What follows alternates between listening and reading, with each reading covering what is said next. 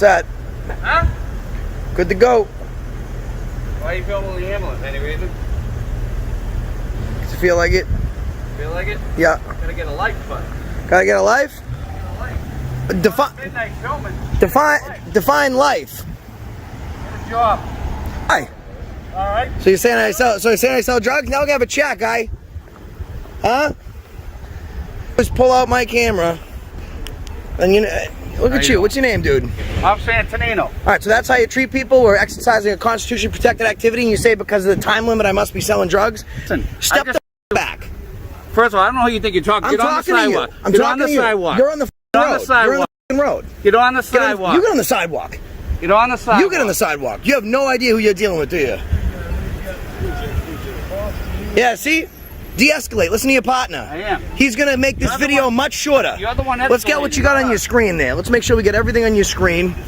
Yeah, Oh, you're not perfect. the one escalating. Perfect. Shut your mouth and get moving. I don't feel like hearing your bull.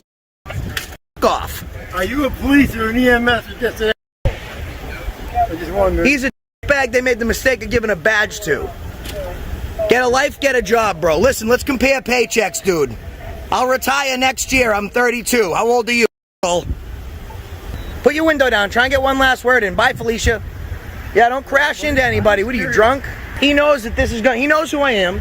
He knows that this is going to go on YouTube. He knows because of who I am, this is going to make a ton of views. And now he's covering his because his partner made him look like a bag.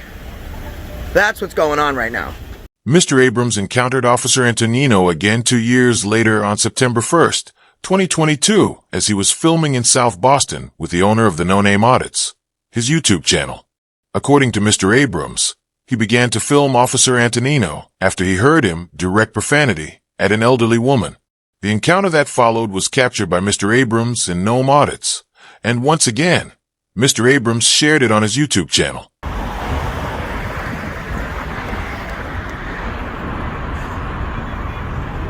No parking, huh?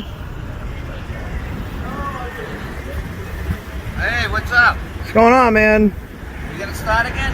Huh? You gonna start again? Start what again? Why are you filming? Because I feel like it. Why don't you shut your mouth? Get out of the handicap place. Hey, didn't you learn the last time when you went to jail for robbing someone? Didn't you learn the Oh, I last did? time? Why Now don't you you back up? Now Don't you touch my back camera. out. Now you I'm back live. out. Now you back Yo, I just got that. I just got back that. out. I just got that. Good, you got it. Good. Back out. Back the f up. Get away from my cruiser. I didn't go near your cruise. I was making sure you didn't hurt my friend. I'm talking to him. All right. Why would you touch me like that?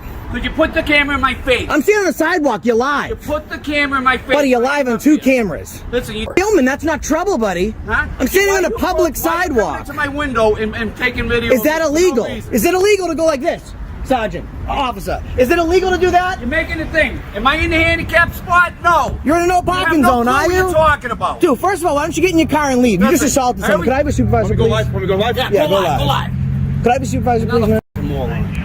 Oh, that's professional. Can I have a supervisor, please? Go to the station. 50 p.m. What's your name, man? What's your name? What's your name, buddy? What's your name? You assault citizens like that? What's your name, man? You guys rolling the f up like that. What's your name, man? Did you get that? Yeah. Hey, what happened? That's my car. Did anything happen? No, they're just assaulting people. Yo, guys, the cops have attacked AFA. No need to even. D4, right? So we'll see you guys. We'll see you guys down there. You pigs. We'll see you guys down there, right? Camera's very scary, isn't it?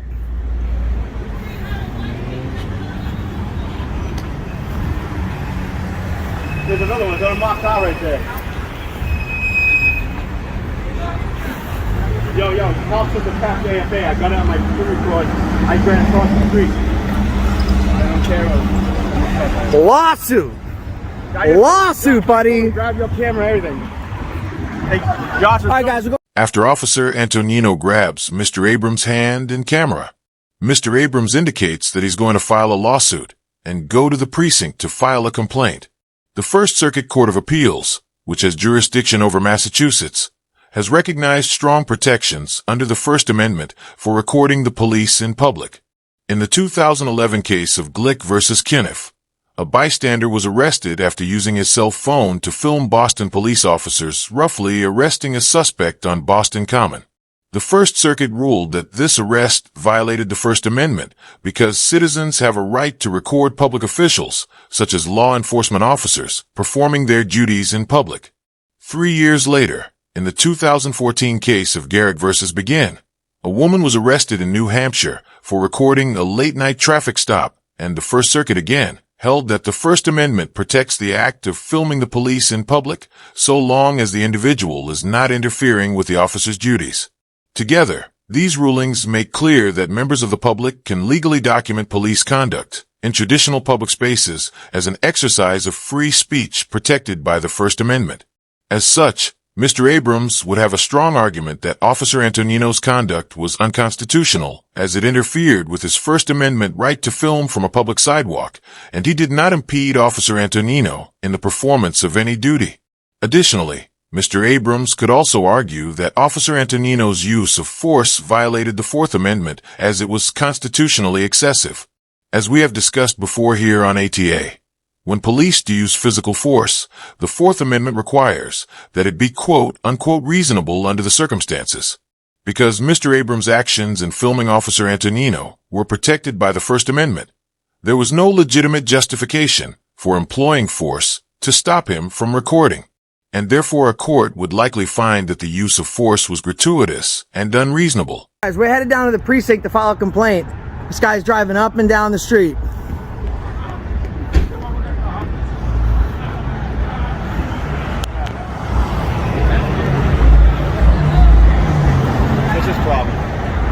Up and down the street. He's already saying he's going to harass. Guys, don't fall, be full. I mean, this guy needs to go.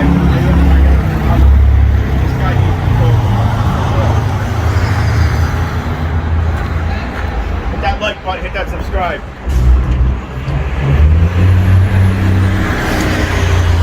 He pulled over because he was harassing all the homeless over here. 2 units were harassing homeless. He's flipping again. Flipping again? He told me to go near my car. He doesn't want to fuck. He's gonna go over here and fuck. This guy's crazy, huh? I don't know change. Look at this guy, crazy.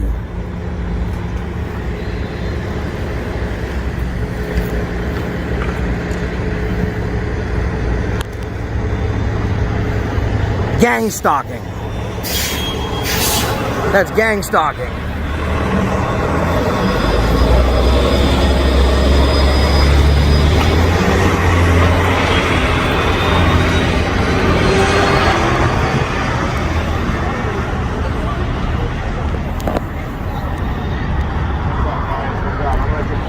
Look at this guy, he keeps driving in circles.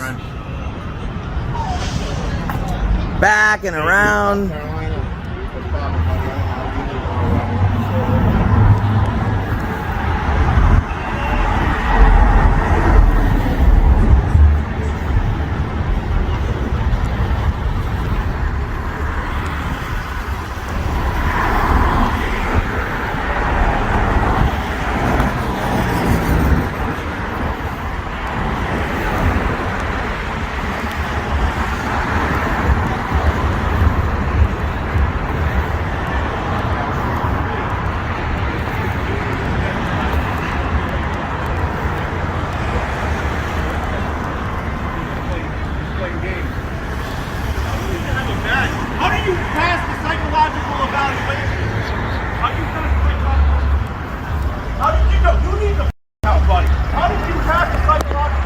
As Mr. Abrams walks to the precinct to file a complaint, Officer Antonino circles the block several times, presumably to continue to observe or conduct surveillance on Mr. Abrams.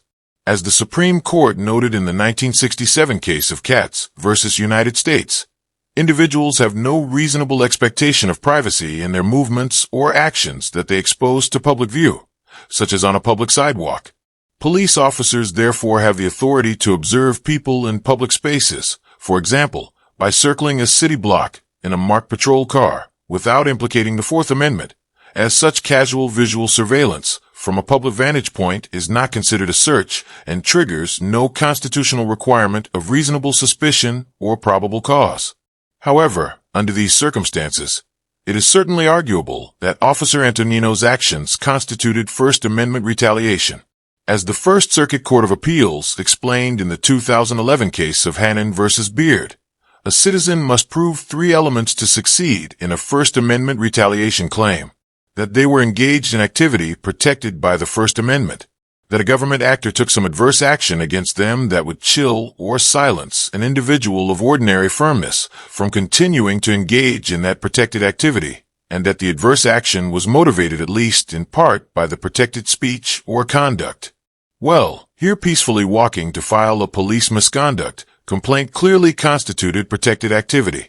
And if Officer Antonino was circling the block in an attempt to intimidate or punish Mr. Abrams for his speech, well then a court could potentially find that such surveillance could dissuade an average citizen from filing the complaint. We're going to the PD, guys. Stand by. I'm just gonna... Alright, I'm gonna fill this out. Alright. No. Where's he going? I don't know, I gotta run to the car real quick. I'm not gonna take that the complaint. All right. You're not gonna take it? No. How can you not take a complaint against an officer that assaulted someone?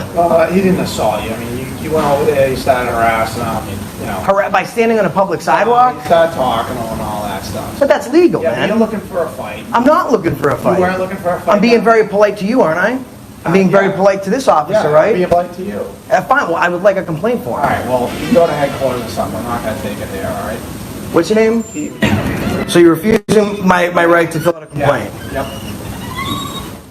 I will go to headquarters. Mr. Abrams went to the police precinct to file a complaint against Officer Antonino, but the lieutenant that he spoke to refused to accept his complaint. On August 20th, 2024, Mr. Abrams filed a lawsuit in the SUFFK Superior Civil Court, and on September 9th, 2024, the case was removed to a federal court. The complaint alleged, among other claims, violations of the First and Fourth Amendment and requesting $400,000 in compensation. As of the date of writing this episode, the case is still pending. Overall, Officer Antonino gets an F for blatantly interfering with Mr. Abrams' First Amendment right to record in public, using unnecessary and unprovoked force against Mr. Abrams, and for maintaining a hostile and belligerent attitude throughout the encounter. The First Circuit, in particular, has made it abundantly clear that filming police officers in the course of their duties is a protected act under the First Amendment, and there is no legitimate excuse for any officer within that circuit to believe otherwise. Officer Antonino also inexcusably grabbed Mr. Abrams' phone and attempted to twist it out of his hand, implicating Fourth Amendment protections and likely committing assault and battery under Massachusetts law. It should also be noted that Section 60404 of Title 550 of the Massachusetts Code of Regulations states that officers cannot use any amount of force unless it is necessary to effect a lawful arrest or detention, prevent an escape from custody, prevent imminent harm, or defend against an individual who initiates force against an officer. Now, because Officer Antonino was not acting according to any of the permissible justifications for force, it is likely that his use of force also violated Massachusetts state law. Officer Antonino's decision to follow and surveil Mr. Abrams after the interaction is also highly questionable and adds credibility to the argument that his actions were intended to chill Mr. Abrams' speech. Furthermore, the supervisor who refused to accept Mr. Abrams' complaint likely violated Boston Police Department Rule 109 regarding discipline procedure, which has been in effect since April 12, 1983, and requires that all complaints be received and recorded courteously, and specifically states that, now quoting, no citizen shall be denied an opportunity to register a complaint. The rule also indicates that when an individual walks into a station to make a complaint, they must be directed to the nearest available supervisor, and the officer recording the complaint must complete a complaint form after obtaining as much information as possible from the citizen. The BPD officers engaged in what appeared to be a deliberate attempt to violate Mr. Abrams' constitutional rights at nearly every level. This interaction highlights how quickly a routine exercise of free speech can escalate into physical confrontation and the detrimental effect that institutional stonewalling can have when officers disregard constitutional boundaries and accountability protocols. Mr. Abrams gets an A because although he was somewhat combative, he remained well within his rights throughout the encounter, remained relatively calm despite the physical altercation, and followed up this interaction with the proper legal action. Even when confronted with aggression and intimidation, Mr. Abrams maintained composure and adhered to the boundaries of lawful conduct. He exercised his First Amendment rights responsibly, did not obstruct any legitimate police function, and pursued redress through the appropriate legal channels.